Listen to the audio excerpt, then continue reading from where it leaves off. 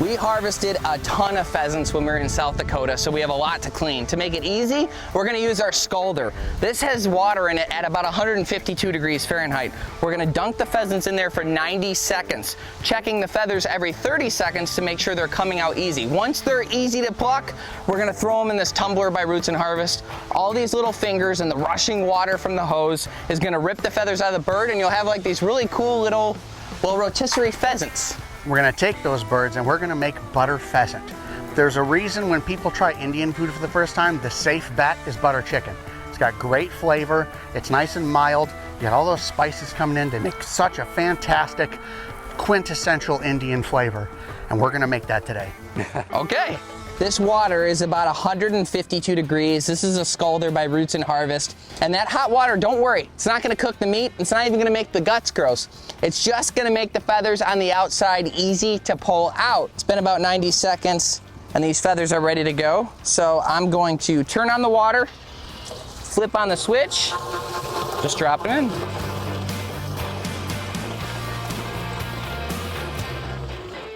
Pheasants all done. All the feathers completely came off. Awesome. And look how meaty those legs are. For those of you not eating the whole pheasant, look at all that meat right there.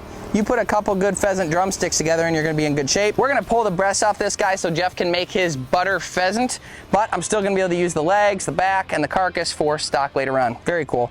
So we're gonna start with ghee, which is a clarified butter. To that, we are going to add our marinated pheasant breast here. It is marinated in Greek yogurt. That Greek yogurt helps to gently tenderize it. It's got the lactic acid in there. You can go ahead and add that in. And what that yogurt does is it tenderizes it without making it rubbery, which you get with a lot of other acidic marinades that you use, like vinegar or lemon juice or that kind of thing. So this gives it a nice tender without making it rubbery gross. It smells like an Indian restaurant. It does smell very good.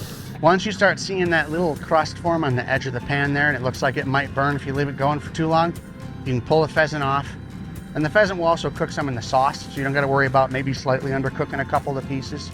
So while he's finishing that, I'm going to get started on the sauce. The base for this sauce is onions. We're going to sweat that down in some of that ghee. Then we're going to add crushed tomatoes. We're going to add some spices, some more of that garam masala. Then we're going to take all that once that's done cooking together. We're going to put it in the blender, blend it until it's smooth, gives you that creamy sauce that you think of when you think of butter chicken.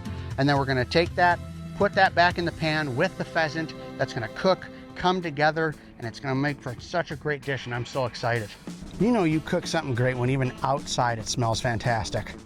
Yeah, the whole neighborhood is upset. Oh, the only thing we'll have to worry about is with those 6 cloves of garlic, our breath probably won't smell that great after we eat this, but I don't even care. This is single people food and everyone knows it. So we plated this with some basmati rice, and I am excited to dig into this. Look at, no. Probably still pretty warm. Get that, a little bit of the rice. Yeah. There's a bigger back end kick than, say, a normal butter chicken. I think that might be the garlic. Garlic, all those spices coming in. Holy Hannah. After smelling that for the last hour, I'm so excited. This is fantastic. It's like a bit of something to cook. You know what I mean? There's a big process, but it's worth it. Fantastic. That might be the best wild game I've ever had.